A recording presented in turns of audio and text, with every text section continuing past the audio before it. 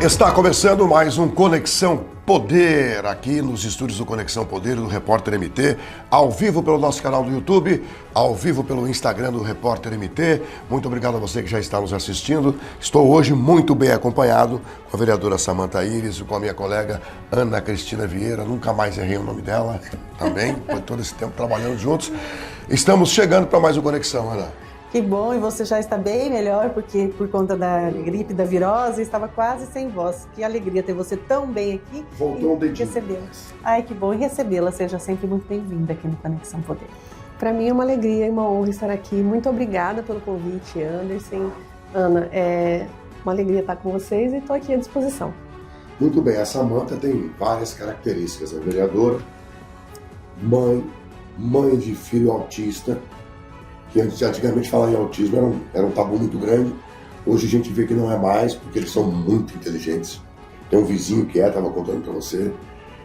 Primeira dama, ou seja, muitas características. Então eu quero começar o programa hoje fazendo uma pergunta diferente. Acho que você já tinha feito essa pergunta para ela, né? Sim, Como é que ela fazia para ser tudo isso ao mesmo tempo? Né? A gente estava conversando justamente sobre isso. Tantas atribuições e as escolhas que devem ser feitas, que têm que ser feitas. Como é lidar com tanta coisa, tanta agenda e tanto compromisso importantes na mesma medida? É um pouco desesperador às vezes, eu confesso. A gente às vezes passa uma imagem de que sempre dá conta de tudo. O mundo hoje às vezes cobra isso da gente, né? Que a gente tem que sempre dar conta de tudo, tem que ser sempre perfeito em tudo. E eu já sou de uma linha um pouco mais tranquila em relação a isso.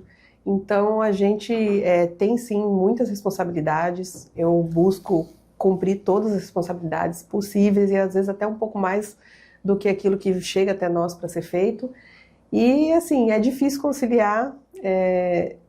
Basicamente é pouco tempo ainda que a gente está nessa correria, né? E eu sempre vim com aquela ilusão de que no começo ia ser um pouco mais puxado, mas depois ia tranquilizar. Não tranquilizou ainda. Muita gente pergunta, como você dá conta? Eu falei, eu acho que eu não dou conta, mas eu estou sempre tentando.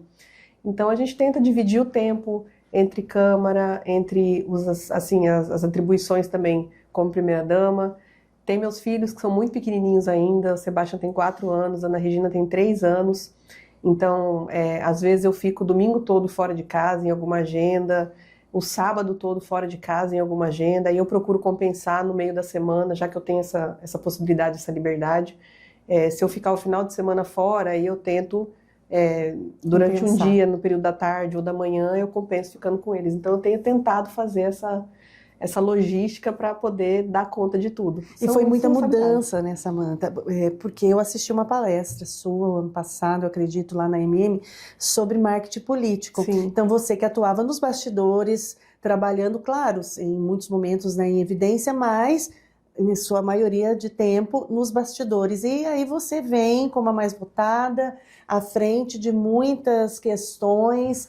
Então é muita mudança em pouco tempo. E ao mesmo tempo, essa necessidade também de se aprofundar, de estudar, de buscar outras informações, porque eu li recentemente uma fala sua comentando sobre a Comissão de Justiça, alguns ritos que acontecem dentro da Câmara, e por você ser novata no sentido, né, a primeira experiência, que ainda necessitaria desse tempo para buscar essas informações. Como que está isso? Debruçar, estudar e marketing político, mas também agora a Comissão de Justiça, que você tem que dominar legislação, regimento. São campos totalmente opostos, né? Porque quando a gente está nos bastidores, a gente tem muita escolha. A gente tem a escolha de atuar da nossa forma, do nosso jeito, não preciso necessariamente colocar o meu rosto em evidência, e na política é totalmente diferente. É necessário essa evidência sobre o trabalho que a gente faz, essa publicidade, e aí a gente acaba sendo autoral, né? um rosto, né? Então eu digo, antes eu era o bastidor, hoje eu sou um rosto também, assim como o Abílio é. Antes eu via ele atuando e hoje eu tenho que fazer uma coisa bem parecida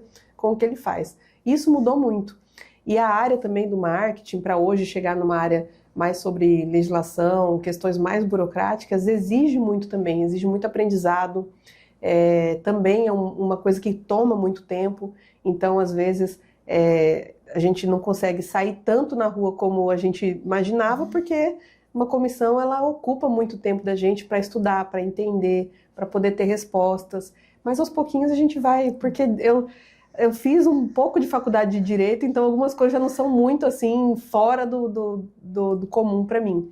Então alguns termos, por sorte eu já tive a familiaridade com essas questões, né? Então algumas coisas a gente vai meio que revivendo da época que eu estudava e vai conseguindo estudar de uma forma melhor. E vem Mas tem coisa nova também. Porque as pessoas são muito cruéis, né? Sim. Elas exigem uma agilidade que muitas vezes a gente não consegue alcançar essa expectativa. Então, ao mesmo tempo que a gente tem muitos apoiadores, também existem muitas críticas. Você sente isso? Como você lida com essa cobrança? Essa é uma questão que eu até faço questão de falar quando eu tenho oportunidade sobre essas cobranças, as críticas, porque eu acho que assim, aquelas críticas que vêm para somar com o nosso trabalho, que trazem junto ali uma solução, uma construção, uma oportunidade de diálogo, essas críticas eu acho que elas são bem-vindas e a gente deve sim prestar atenção e procurar melhorar, aprender. Então esse tipo de crítica é um tipo de crítica relevante. Mas outros tipos de críticas, que são aquelas que são só para incomodar mesmo, eu falo, graças a Deus, eu acho que eu sou imune a isso. Não digo que eu sou, mas eu fui me tornando aos poucos. Até porque é uma coisa que eu acho que vale a pena ser dito também. Uma das dificuldades da mulher mesmo na política é justamente ter a saúde emocional para lidar com essas coisas. E eu vivi isso também na campanha. Porque como mulher, é muito comum a gente receber críticas que às vezes querem nos desqualificar por questão de aparência, por questão de religião, por questão do vestuário, por conta do modelo do óculos, enfim. É umas coisas assim que a gente lê nos comentários na rede social, que se a pessoa não tiver uma saúde emocional muito boa, acaba se deixando machucar por isso. Então, assim, eu tive sempre uma consciência muito boa em relação a isso. E eu digo que eu acho que eu passei por um processo eleitoral, eu falo, graças a Deus, isso, com uma saúde emocional muito tranquila, porque eu nunca me incomodei com isso. Eu tenho o costume de às vezes usar saia comprida, vestido estampado, e aí eu até brinco, né, de um comentário que marcou, porque eu uso ele como exemplo. De alguém que comentou lá, essa saia sua lembra a cortina da minha avó. Aí eu peguei e respondi embaixo assim, que bom, toda vez que você for na casa da sua avó, você vai lembrar de mim. Então assim, eu meio que, tem coisas que eu não ligo, porque eu coloquei na minha mente que determinados tipos de comentários e críticas não vão me ajudar em nada. Então a vida continua seguindo independente disso. A gente está num campo político, vai ter gente que vai gostar da nossa atuação, vai ter gente que não vai, mas eu não posso desperdiçar a minha energia perdendo tempo com coisas que não vão somar em nada. Então eu acho que eu tenho uma missão muito maior, um propósito muito assim, delineado na minha mente, eu preciso fazer isso, o meu campo de atuação, o meu lugar, a minha oportunidade agora é de trabalhar nisso, fazer isso, então eu tenho que focar nisso aqui. Se eu for ficar porque não gosta do cabelo, ou porque acha que você devia ter falado assim ou assado, ou porque não sei o quê, ou porque é mulher do Abílio, ou não sei o quê de religião, eu não vou fazer nada. Então, convivendo com o Abílio e a maneira que ele faz política, também nos ensina a ter essa casca um pouco mais grossa e focar naquilo que realmente importa. Então, é até um recado que eu deixo para as mulheres que querem entrar na política. Armem o seu emocional de tal forma que entenda que o seu propósito é muito maior que tudo isso. Você citou o Abílio aí por várias vezes. Imagino eu que você deva ser cobrada não só como vereadora, mas também como primeira-dama.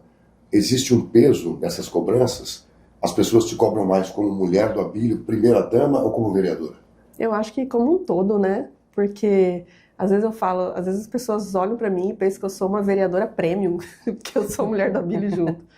Mas eu acho que eu consigo deixar bem particularizado cada campo da minha atuação, até para que não tenha muito essa imagem de que quem está na Câmara é a primeira-dama. Não, quem está na Câmara é a vereadora Samanta. Então eu busco também um trabalho, enquanto vereadora, que tenha a sua independência, que tenha a sua particularidade, que leve um pouco daquilo que são as minhas causas, o meu nome, as coisas que são as áreas do meu conhecimento, que eu consigo atuar, que não tem muito a ver com a prefeitura, mas que ao mesmo tempo tem a ver porque a Câmara, ela norteia também o trabalho da prefeitura. Então é uma situação assim, não tem como desvincular, mas eu acho que a gente consegue atuar bem nisso. As coisas, a gente mantém pelo menos as pessoas da minha equipe, a gente mantém uma relação muito respeitosa com cada campo de atuação, para poder, na hora que está na Câmara, o meu trabalho é esse, na hora que eu estou na Prefeitura e vou visitar um local como primeira-dama, o meu trabalho é esse, então a gente está conseguindo lidar bem com isso. E independente dessa postura de primeira-dama, né? Porque nós temos aí duas funções muito importantes. Quando a vereadora precisa agir na questão da fiscalização e muitas vezes alertar o prefeito sendo até mais dura, em que medida você equilibra isso, Samanta? Olha, eu aproveito a liberdade que eu tenho de conversar com ele para justamente compor as soluções. Porque quando os problemas chegam para a gente tem, eu tenho também a oportunidade de buscar na fonte mesmo, por que está acontecendo isso? Você continua então, fiscalizando assim, como legislativo, sim. Executivo, mesmo sendo primeira-dama, esposa? Sim, é porque a gente recebe, né, as situações. E a gente sabe que a prefeitura como um todo, a cidade como um todo é muito grande. E tem situações que a gente precisa realmente que a população nos traga para que a gente até fique sabendo que a gente precisa encontrar soluções, né? Então, assim, eu digo que de certa forma seria uma facilidade, talvez, de ser uma presença constante também na prefeitura ou ter a facilidade de tê-lo ao meu lado diariamente. E aí eu acabo, já antes mesmo das próprias, às vezes, de questão de fazer uma indicação, alguma coisa, eu já pergunto para ele, eu falo, olha, tem uma situação assim, qual que seria uma solução interessante, a gente consegue integrar, com quem eu poderia falar? E aí, às vezes, ele até brinca, né? Ele fala, vereador é você. Eu falo, eu sei, mas quem tem experiência política é você. Eu preciso que você me norteie em algumas coisas.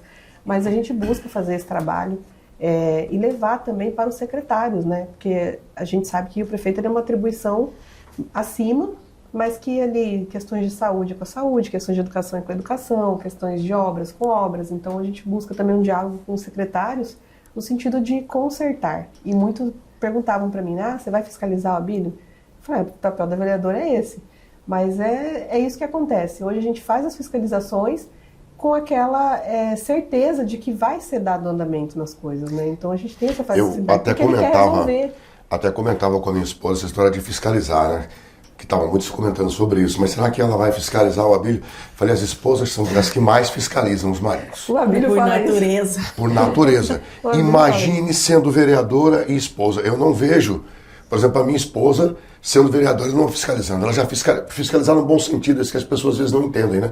Cobrando para andar melhor, para ser melhor, para se portar melhor. Imagine sendo vereadora e mulher. Eu falei assim, eu não vejo de outra forma. Eu acho que a fiscalização vai redobrar, né? O pessoal pergunta para mim, como que vai ser essa Samanta te fiscalizando? E ele falava assim, ela já faz isso só por diversão, né? E aí, o alerta, assim, o exercício de não pessoalizar a relação com os outros vereadores que estão na oposição. Sim. Porque você mesmo, em entrevista no ano passado, questionou o papel da Câmara na falta de uma oposição mais justa, mais dura em relação ao prefeito anterior, por questões da cidade que mereciam uma oposição mais dura. E hoje você traz uma fala buscando harmonia entre os poderes. Então esse alerta, esse cuidado de não pessoalizar na relação com quem é a oposição. É um exercício árduo, hein, Samanta? Mas é que eu vejo assim, muitas questões que anteriormente, na Câmara anterior, na gestão anterior, são problemas que eram visíveis e que a gente também, ao mesmo tempo que o problema era visível, a gente via que não havia uma força de vontade para a resolução dos problemas. E hoje o que a gente tem levado para a Câmara é justamente essa oportunidade. Então a gente tem às vezes questionamentos ou questões de alguns vereadores que se dizem independentes ou que não sabem ainda se é oposição ou não. Aí às vezes eles chegam com algumas questões e a gente não tem dificuldade nenhuma em falar, olha, hoje a gente tem um prefeito que ouve.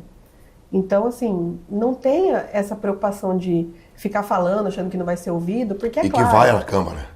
Exatamente, que está à disposição. Então, às vezes, acontece do vereador subir lá e, porque o prefeito ele tem que falar sobre isso, aí dá vontade de chegar e virar e falar para ele, olha, o prefeito está ali, então só meio que pergunta lá que ele vai responder. Então, não tem essa dificuldade de diálogo. O Abílio é uma pessoa muito presente. Então, a gente busca dizer para as pessoas que a gente precisa somar no sentido de que hoje nós temos uma pessoa que não exige que se goste dele para que ele faça as coisas pela cidade, porque ele entende que ele é um prefeito de uma cidade toda, então ele precisa tomar as atitudes para as melhorias, independente se ela vem de A, B ou C. Mas aí fica a cargo de cada um a atuação que eles acham que deve ter. Agora, vocês entraram nessa legislatura com uma responsabilidade muito maior que as outras câmaras.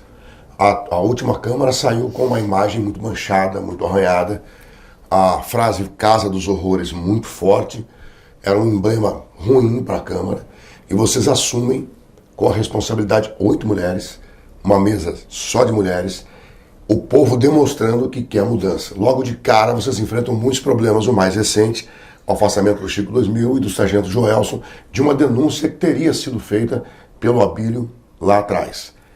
Mudar essa imagem da Câmara, que sempre foi um puxadinho da Prefeitura, como diziam, que sempre baixava a cabeça para as ações da Prefeitura. Esse desafio está sendo feito por vocês? Nós temos tentado o tempo todo tirar essa imagem. Então, eu acho que o fato de ter tantas mulheres na Câmara e isso ser uma conquista, nos ajudou inicialmente a trazer essa possibilidade de ter essa mesa diretora 100% feminina, que é algo único também. Eu acho que entre as capitais do Brasil é a única. A gente também busca trazer, de certa forma, um olhar diferenciado para lá, e a gente busca ter uma atuação inteligente, uma atuação de diálogo, uma atuação de buscar melhorar Cuiabá.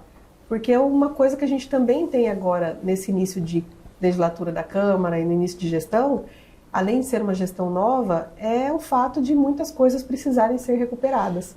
Então, eu acho que a Câmara hoje tem buscado deixar de forma bem clara que quando a gente trabalha em conjunto com a Prefeitura, é justamente para melhorar a cidade. Então, não se vê, por exemplo, aprovações de matérias que beneficiem só um lado X ou alguma coisa que não fica muito clara. Então, a gente tem buscado demonstrar a clareza daquilo que a gente está trabalhando na Câmara. Trazer mais transparência. Trazer transparência sobre os processos que passam por lá. Até mesmo as matérias que entram da Prefeitura em regime de urgência, o prefeito faz questão de conversar com todos os vereadores, inclusive aqueles que se dizem oposição, e esclarecer pontos e dúvidas, tanto que essas votações elas acabam sendo unanimidade, porque a Câmara entende que são matérias que às vezes precisam de uma certa urgência, mas para destravar Cuiabá, para melhorar algum ponto. E aí a Câmara se une para fazer isso. E eu acho que os vereadores, cada um fazendo o seu papel ali, em mostrar que está todo mundo trabalhando pela população. Eu acho que o título de Casa dos Horrores, ou as dificuldades que a gente tem em relação àquela imagem da Câmara, talvez seja justamente pela falta de transparência, ou pelo fato de aprovações de matérias que às vezes não são muito favoráveis à população, como a própria taxa do lixo, que foi instituída anteriormente e que agora a Câmara também fez finalizou aí essa questão, extinguiu a taxa do lixo. Então, eu acho que cabe a gente falar um pouco mais também sobre isso, mas na medida do possível a gente está mostrando que está todo mundo junto para trabalhar por Cuiabá. Quando você fala em transparência, em agilizar algumas votações, dá para incluir essa que virou polêmica essa semana, que vocês aprovaram a segurança do prefeito e de toda a sua primeira linha da familiar. Isso foi uma conversa do Abílio com a Câmara? Como é que vocês resolveram aprovar esse Na verdade, isso está sendo divulgado de forma errônea. Essa é a realidade. Esse é um projeto que ele simplesmente aumenta a possibilidade da mesma equipe que a gente já tem e que sempre teve na Prefeitura, nas gestões anteriores, sobre a quantidade de horas que eles podem trabalhar. Porque a gente sabe que o pessoal da segurança eles têm turnos de 6 horas. Então, e só para exemplificar, quem anda com Abílio, por exemplo, começa às vezes 5h30 da manhã e chega em casa 2 horas da manhã. E só que eles poderiam contabilizar aquilo apenas como 6 horas. Então a gente só aprovou a possibilidade de contabilizar mais horas do que estava lá, que é o que eles realmente estão trabalhando. E que ainda assim, às vezes, não é nem as horas que eles trabalham no dia. Então não foi colocado segurança a mais para ninguém, além do que já tem, que é eu, o Abílio, nossos filhos e a vice. Não tem mais ninguém de família, nem nós, nem da vice que tem segurança ou alguma coisa nesse sentido. Isso foi uma informação errada. Eu acho que talvez por conta da forma que é colocada ali na parentesco, linha reta, enfim, é uma questão jurídica que eu não sei muito bem como funciona, mas talvez pela forma que está lá, que também é uma forma que já estava nas leis anteriores, que não foi inventado, que não foi colocado nada. A única questão que mudou foi a quantidade de horas. Para quê? aqueles profissionais que já estão acompanhando a gente no dia a dia possam contabilizar pelo menos as horas que eles realmente estão trabalhando, porque a realidade é que o pessoal estava ficando o dia todo com o Abílio e estava recebendo 6 horas.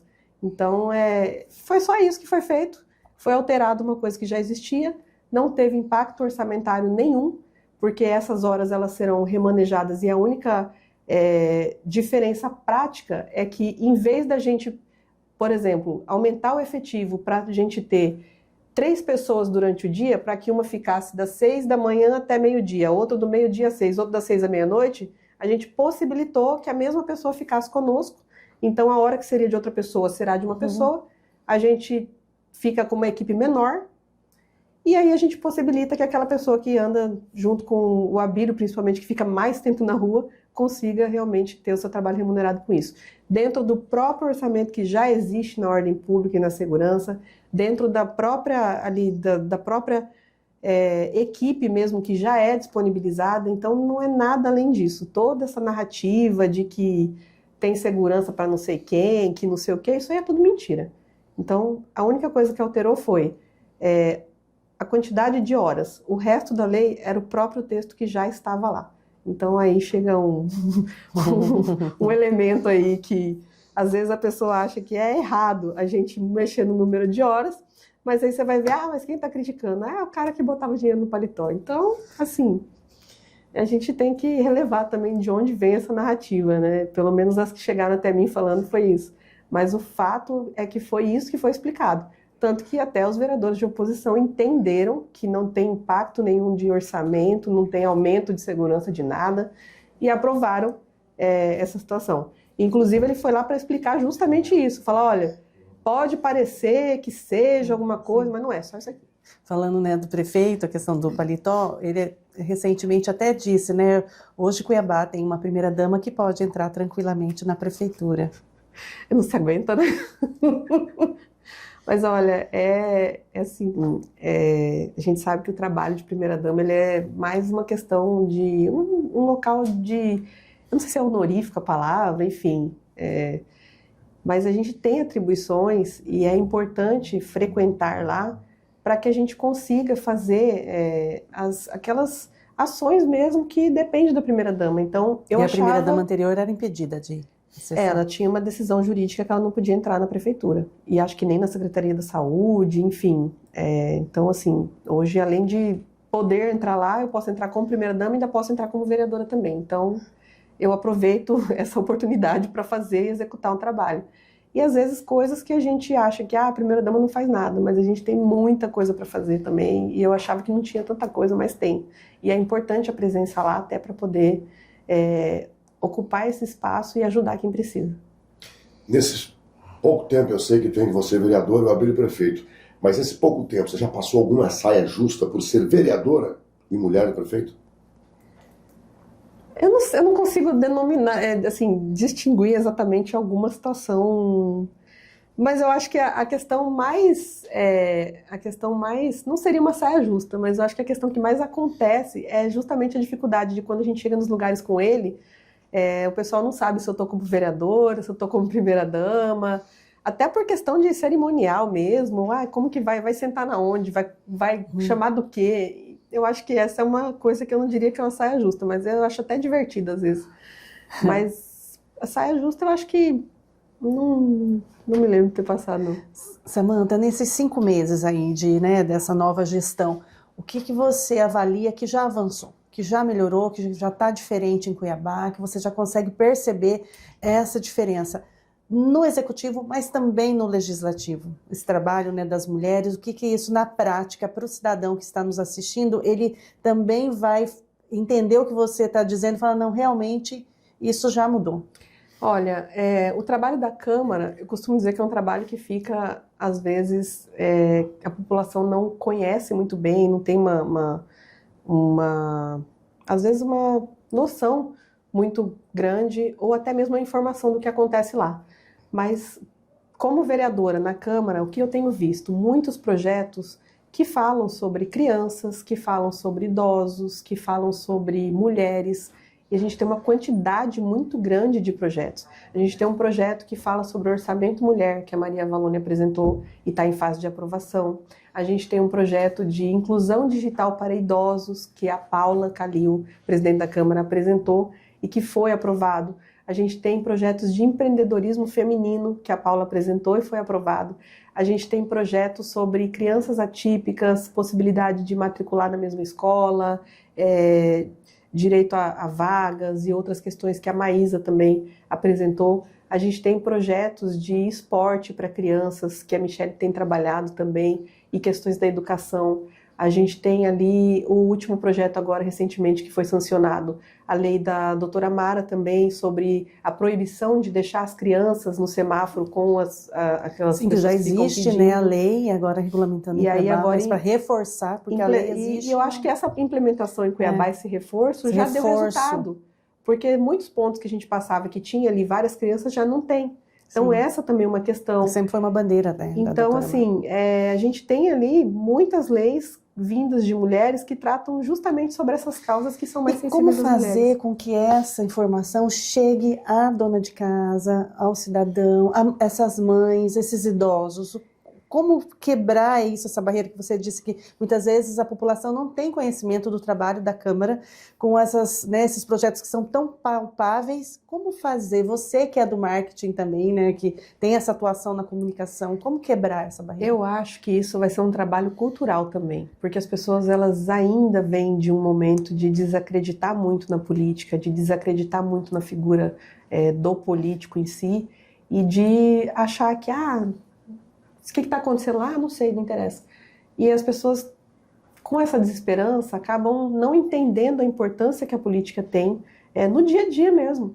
Então, assim, às vezes as pessoas acham que as decisões políticas só fazem alguma diferença ou só realmente estão acontecendo quando é notícia ruim. Então, quando é o preço do café, o preço do ovo, não tem picanha. Então, isso é a parte política que impacta. E às vezes a gente tem dificuldade de falar das coisas boas pelo espaço que as coisas mais difíceis tomam dentro da discussão da sociedade, da comunidade como um todo. Eu acho que a gente tem um caminho aí pela frente de reeducar a população, de certa forma, sobre a conscientização política.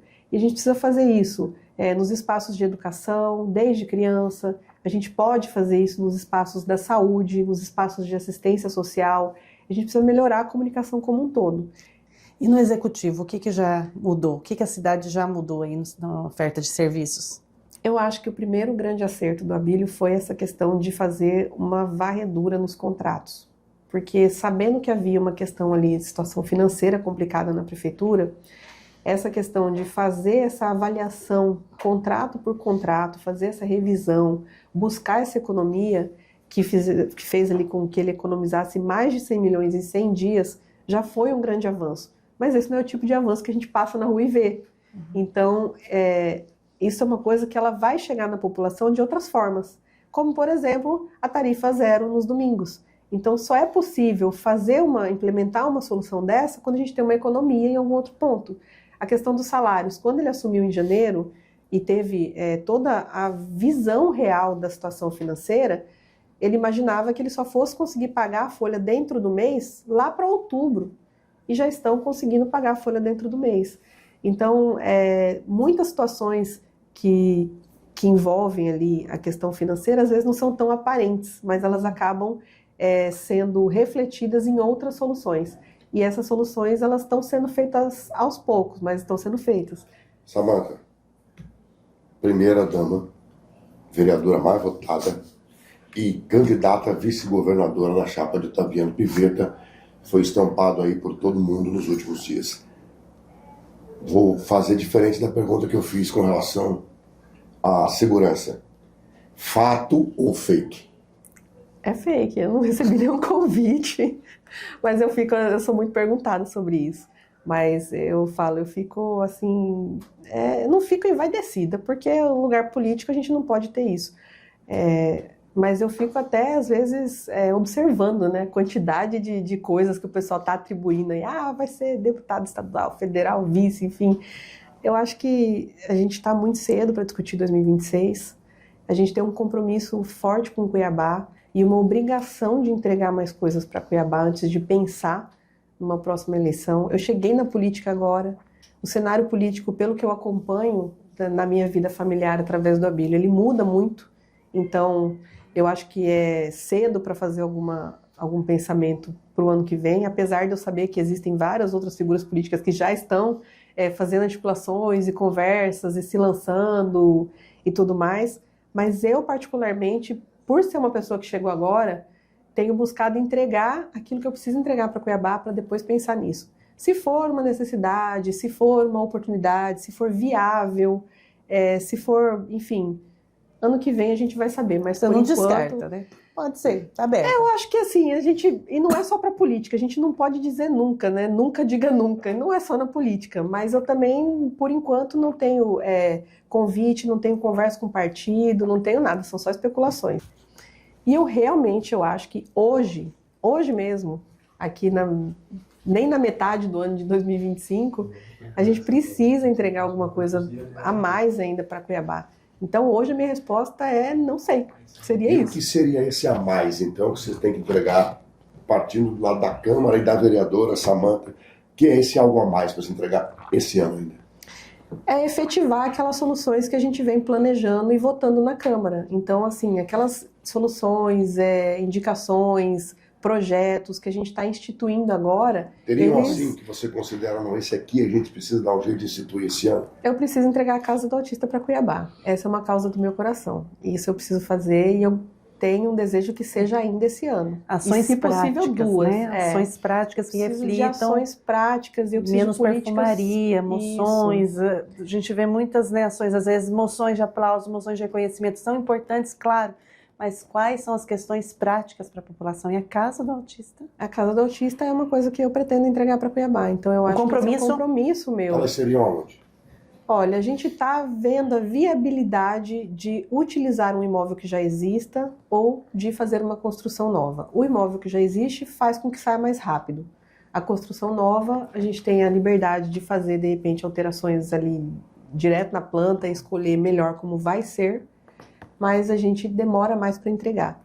Então eu tenho algumas sugestões de locais, tanto na região central da cidade, quanto na região ali do Porto, para a gente fazer um complexo relacionado à saúde, não só do autista, mas um centro de especialidades para outras particularidades também. A gente fala hoje Casa do Autista porque é o nome mais comum, porque é mais conhecido, mas ali a gente pensa em colocar a psicologia para atender outras situações também, a fonoaudiologia, a fisioterapia. Neurodiversos. Então, neurodiversos em geral, tanto crianças quanto adultos também, que é um tratamento que não se tem quase em lugar nenhum, tratamento para neurodiversidades enquanto adulto, a gente não tem isso. Esse é um compromisso que eu tenho para entregar para Cuiabá. E o recurso viria de onde? A gente já tem o recurso. Desde o ano passado, o Abílio fez a solicitação, eu fiz a solicitação para o senador Wellington Fagundes de nos dar uma emenda ali para poder construir essa Casa do Autista, para poder fazer esse trabalho. O senador já destinou essa emenda, esse recurso já está no governo para poder ser recebido por Cuiabá, são 6 milhões de reais para a gente implantar essa Casa do Autista, essa primeira Casa do Autista. A gente fala que é a primeira porque eu não quero que seja só uma, né? A gente já tem o recurso, então a gente está em fase de apresentação do projeto. O pessoal está trabalhando ali no cálculo sobre a questão da construção ou adequação. Eu fiz também uma busca de espaço público para ver se já existia algum espaço público que fosse da prefeitura que comportasse esse local, mas a gente não achou. A gente achou espaços menores, que também depois serão centros de especialidades, enfim. Mas hoje a gente está já com um bom caminho andado e eu acho que a gente consegue ainda entregar até o ano que vem isso. E outras coisas também que a gente quer entregar, né? Eu tenho muitas soluções de tecnologia, que também é minha área, para a saúde, para a educação. E eu tenho buscado também fazer essa pesquisa, esse estudo sobre isso, para a gente implementar soluções tecnológicas e digitais para melhoria na questão da educação, para melhorias na saúde, para melhorias até mesmo na distribuição de medicamentos, na questão do controle de quantidade de pessoas em unidades de saúde, prontuário eletrônico, agendamento de consulta online, muitas questões ali de tecnologia que também são questões que as pessoas não veem, porque não é aquela jardinagem, não é aquela coisa que a pessoa passa na rua e vê. Mas eu tenho, por exemplo, debruçado em cima de situações do próprio sistema da saúde e buscado junto com a tecnologia, falar, olha, e se a gente colocasse um campo aqui nesse sistema que divida a hora que a pessoa está lá na UPA? Porque hoje o campo que fala quanto tempo a pessoa está na UPA, ele fala o campo total. Geral. A hora geral, desde que a pessoa entrou ali na ficha até a hora que a pessoa foi dado alta. Não, E não a divisão tem, assim, do quanto tempo pelos que foi até a atendimentos. triagem, quanto tempo que foi da triagem para o médico, do médico para a medicação. E sem isso a gente não consegue medir aonde que está demorando. Então são coisas simples e pequenas que a gente implanta através da tecnologia, que são soluções que a gente não vê de fato acontecendo, mas que estão acontecendo essas mudanças na saúde e que vai refletir no atendimento como um todo. Olhar para Cuiabá, né? Olhar para Cuiabá, cuidar da casa, porque muitas vezes são feitas críticas olhando para os outros, para, né, outros espaços públicos, outras cidades, enfim, outras esferas, e não se olha para a própria casa. Cuidar da própria casa primeiro. É isso. Falando em atendimento, de tudo que a gente passou na saúde antes da gestão que aí está, os vereadores fiscalizando, mostrando que não tinha remédio, não tinha dipirona, essa situação hoje mudou? Ela está mudando. A gente ainda tem problemas. A saúde, ela realmente era um problema de gestão e de organização. Ainda falta em alguns lugares que estão sendo implantados processos. Falta processos também até para essa questão de tecnologia. Muitas coisas que eu estive na UPA, estive na unidade de saúde, estive com o pessoal da saúde e perguntei, eu falei, mas isso aqui, como que funciona? Aí eu cheguei, não tem e tal. Aí eu fui na tecnologia e falei, olha, vamos implementar isso aqui. Aí o pessoal da tecnologia pega, abre, me apresenta e fala, já tem, só que não usam. Então são coisas assim, falta de processos mais claros para poder ajudar. Capacitação, né? formação. Essa informação, essa capacitação, e isso atrapalha o atendimento lá no usuário final. E é isso que a gente está tendo que desenhar, não digo nem redesenhar, é desenhar, porque muitos desses processos eles não existiam. E aí isso leva um tempo para capacitar, porque acho que a saúde é muita gente, acho que é a maior pasta em relação de número de funcionários da saúde e educação. E os servidores estão receptivos a essas mudanças? Como que você acompanha essa dinâmica dos servidores da Prefeitura de Cuiabá, sejam professores, profissionais da saúde, eles estão receptivos a essa mudança, essa nova forma de gestão? Eu acho que a maioria está. Aqueles que estão conscientes de que essas mudanças são para melhorias até do dia a dia deles, eles são bem receptivos em relação a isso. É claro que a gente ainda encontra algumas pessoas que às vezes não estão assim, tão um pouco resistentes à mudança, o que é natural, mas aos poucos a gente vai mostrando que os processos eles ajudam no próprio dia a dia dos servidores. Então facilita a vida deles e facilita também a comunicação com a gestão, porque se a gente tem processos claros, informações precisas, a gente consegue de forma muito mais eficaz identificar problemas e erros e solucionar. Você acha que a Câmara vai acompanhar essa decisão do prefeito Abílio de acabar com o ponto facultativo? Eu não parei para pensar nisso aí. Eu acho que muitos ali, acho que a maioria, creio que sim. É um pedido da população como um todo também, né? A gente recebe muito no dia a dia pedidos mesmo. A própria situação lá da creche Santo Inês, que a gente está vendo agora a questão do local novo, de um outro local novo. Quem chega na gente é realmente a mãe que está sem poder levar a criança na creche, que chega e fala, olha, eu tive que sair do trabalho porque não tinha com quem ficar e ficou mais de uma semana. Então, assim, a gente precisa olhar para isso, né? A gente precisa olhar para essas queixas. Mudaram, né? Então, a população aumentou. A gente precisa, de fato, ter um carinho. E eu procuro mostrar isso também para os próprios servidores. A gente procura ter esse diálogo. Eu busco sempre falar, assim, quando eu trago um problema, principalmente para alguém que é ali de alguma secretaria, eu mostro e falo, olha, eu tento mostrar uma forma de criar uma empatia do pessoal que está trabalhando ali pelo pessoal que está necessitando daquele serviço. De fato, a gente tem uma cidade inteira que precisa que Cuiabá funcione enquanto prefeitura. Então, assim, é a população de Cuiabá precisando que a prefeitura funcione. E a população de Cuiabá é uma quantidade muito maior de pessoas. Então, a gente precisa acompanhar também as necessidades da população. Só para você que está assistindo a gente entender, nós temos aqui uma entrevistada em duas, então alguns assuntos eles se correlacionam, não é só a vereadora, ela é a primeira-dama também, por isso algumas perguntas são relacionadas à administração da cidade, algumas perguntas têm a ver com Câmara e com Prefeitura, não tem como a gente separar, né? Não tem como. Ela diz que consegue separar, a gente acaba colocando tudo no mesmo balaio. Na hora do papel lá, na hora de fazer, na hora de assinar como vereador e de assinar como primeira-dama, a gente até consegue separar melhor, mas na hora que a gente está na rua, é difícil, porque as pessoas realmente veem A Samanta. figura... A Samanta é tudo isso. E o pessoal pergunta, né? Eu chamo de vereadora, eu chamo de primeira-dama, eu falo, chamo de Samanta. Que... Você chega numa creche, por exemplo, lá, você chega como vereadora, você chega como primeira-dama, para a gente entender, né? A primeira-dama tem uma função quando vai na creche, a vereadora tem outra função quando vai na creche. Como é que funciona isso? Na prática? Na prática, eu tento chegar como vereadora, mas eu vejo que às vezes a equipe ali própria dos servidores, a equipe gestora e os próprios alunos mesmo, eles ficam muito felizes por ter a presença da primeira-dama. Aí eu falei, que eu vim aqui como vereadora, eu não falo isso, né? Mas eu fico pensando, eu tô vindo, né? Mas tudo bem, eu tô aqui para atender, esse é o importante. Então existe aquela movimentação que a primeira-dama tá visitando, mas eu sempre falo, gente, eu tô aqui para entender o que a gente precisa melhorar. Então eu não vim fazer visita para ninguém bater palma para mim, ou para fazer evento, para dizer que eu fui lá, mostrar como tá tudo lindo, tirar foto. Eu venho para perguntar, olha, do que vocês estão precisando? Eu quero ajudar.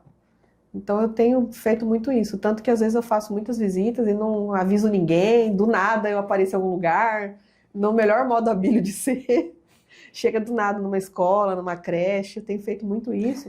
E é legal isso, porque as pessoas também se surpreendem, porque às vezes as pessoas acham que, ela não vai vir aqui, mas eu vou. E a harmonia, vereadora, entre as mulheres vereadoras na Câmara, como está fluindo esse trabalho? Eu acho que é bem tranquilo. Às vezes o pessoal pensa, gente, 8 mulheres vai dar encrenca. Mas eu acho muito tranquilo. A gente tem uma relação de muito respeito, cada uma pelo lugar da outra. Mesmo com pensamentos diferentes, às vezes pensamentos até divergentes, mas isso é importante para a construção coletiva. Sim, é importante. E a gente tem assim um respeito muito grande umas pelas outras. A mulher respeita mais a outra mulher do que quando o embate é entre homens? Eu acho que sim, eu acho que às vezes a gente tem isso ali, a gente tem mulheres de posicionamentos diferentes sobre o mesmo assunto e todas convivemos muito bem e buscando sempre encontrar soluções práticas, né? A gente tem ali, cada uma pensa de um jeito sobre determinados pontos, mas a gente sabe que a nossa intenção, a nossa finalidade é o bem comum. E eu acho que isso tem sido trabalhado de uma forma muito boa ali entre todos os vereadores. Eu nunca vi um embate entre vereadoras na Câmara. E entre vereadoras e vereadores? De vez em quando tem um pessoal lá que quer... Já não é tanto em paz assim? Não é muita paz não, mas a gente tenta manter a paz. Às vezes a gente vê que tem um vereador que reclama da condução da mesa, ou que quer, de repente... erguer a voz, e aí a gente fica meio em dúvida, será que é porque é mulher, ou será que é porque é normal essa discussão? Mas eu acho que algumas coisas são o calor da discussão naquele momento ali, como iguais mesmo, né? Como vereadores, como um todo, não enquanto homem ou mulher. E eu acho que a maioria das questões se encerra nesse campo mesmo. Saiu do plenário, todo mundo se respeita normal, às vezes a gente tem alguns embates entre mulheres e homens, entre homens e homens, enfim... Mas eu acho que é uma discussão natural da própria Câmara, justamente por cada um ter uma opinião diferente, e cada um quer defender a sua opinião, até porque acho que é que os eleitores deles esperam, né? Mas ali eu acho que tudo sempre só no campo das ideias e com o máximo de respeito. Não vejo nenhuma forma de crítica, até mesmo de pejorativo, alguma coisa nesse sentido, não existe ali. Violência política, né, com mulher? Não, eu acho que às vezes até a gente tem dúvidas de algumas situações, mas eu acho que até agora tá tudo em paz. Então eu vou te fazer um pedido como primeira-dama. Vou pedir para você olhar para aquela câmera lá e mandar uma mensagem, porque domingo é Dia das Mães. Uma mensagem do Conexão Poder, do Repórter MT, com a primeira-dama, para esse domingo que vem aí. Vou até me ajeitar aqui. Bom Dia das Mães. Agora não é a vereadora, agora é a primeira-dama da capital, Cuiabá. Aquela câmera lá, Samanta, por favor. Muita responsabilidade, hein? Essa é a parte mais difícil da entrevista, que é a gente realmente poder se direcionar diretamente a toda a população, a todo mundo que acompanha, e dizer que, mães, um feliz dia para todas as mães. Gostaria, como mulher, como primeira-dama, como mãe, lembrar cada mãe do seu papel tão importante com os seus filhos. A gente sabe que, pelo menos eu acredito, que a nossa maior missão e o nosso maior trabalho é mãe, é ser mãe dos nossos filhos. E os filhos esperam isso de nós. Eu sinto isso no dia a dia, das horas que eu fico ausente e quando eu chego em casa, a alegria dos meus filhos. Então, mães, entendam a importância do seu lugar, a importância do seu papel e o quanto os nossos filhos esperam a nossa atenção, o nosso amor, o nosso cuidado. Menos culpa, menos sentimento de culpa porque a gente sabe que a nossa vida é corrida. Então, mães, não fiquem se sentindo, achando que eu poderia ser mais mãe. Eu tenho certeza que cada mãe tem em seu coração um desejo de ser uma mãe melhor. Mas eu também tenho certeza que cada mãe é a melhor mãe que o seu filho poderia ter. Então, feliz Dia das Mães, aproveitem esse dia, aproveitem essa vida como mãe, cada dia dos seus filhos, cada momento, cada hora de bagunça, cada coisa jogada no chão, cada risco na parede, cada roupa manchada de suco, de lama, de tinta. Aproveitem tudo isso, porque todo mundo fala pra gente que isso vai passar. Eu sou uma mãe hoje que não tenho minha mãe. Gostaria muito de tê-la. Mas eu tenho a alegria de lembrar todos os momentos que minha mãe teve comigo e os aprendizados. E é isso que eu trago para minha vida como mulher, primeira-dama e política. Então, feliz Dia das Mães e desculpa pela emoção. Imagina. Mas é um dia que eu lembro da minha mãe. Imagina. E, para fazer justiça, a sugestão dessa pergunta partiu de uma mãe, da Ana. A gente conversava ontem. Ai, perdão, gente, é que eu lembro muito da minha A mãe. gente conversava ontem sobre a entrevista com você hoje. E ela falou assim, que tal a gente pedir para ela fazer uma mensagem para as mães? Então, de uma mãe para outra mãe, para a gente fazer justiça. Porque, né, Ela tá chorando também. Aí, então não tô sozinha.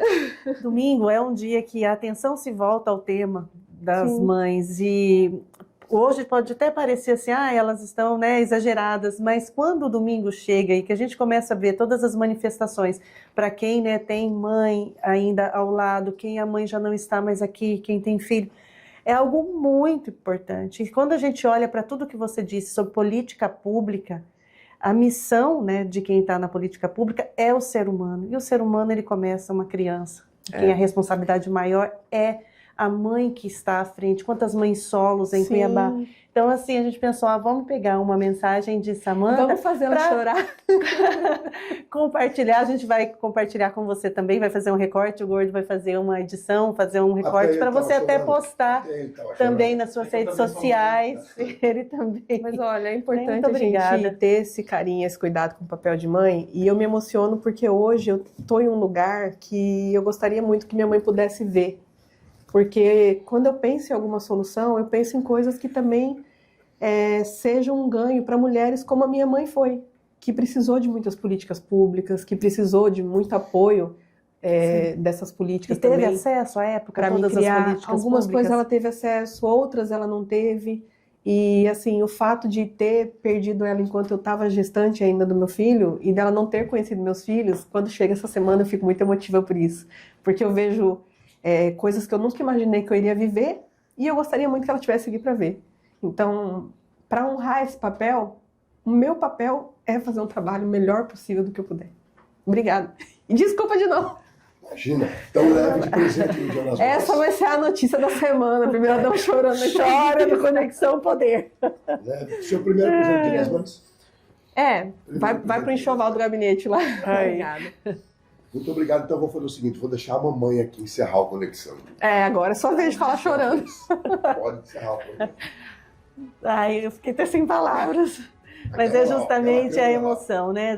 Acho que a gente faz esse papel como jornalista de trazer informação, de querer contribuir com quem está nos assistindo, com a cidade. O Conexão tem esse propósito, né? O André Michels, quando idealizou o Conexão Poder, justamente falar sobre o poder, sobre essa importância de quem está nessa função, que ela pode, com suas ações, refletir na vida das pessoas. E nada mais justo do que essa semana, né, esse domingo do Dia das Mães, falar de uma mulher que é essencial na vida de todos nós, até porque sem ela não estaríamos aqui. Então você, mãe que nos assiste, compartilhe as nossas informações que podem transformar a vida da sua comunidade.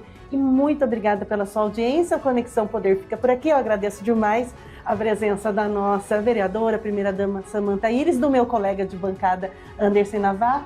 e agradeço principalmente a sua companhia. Obrigado, tchau.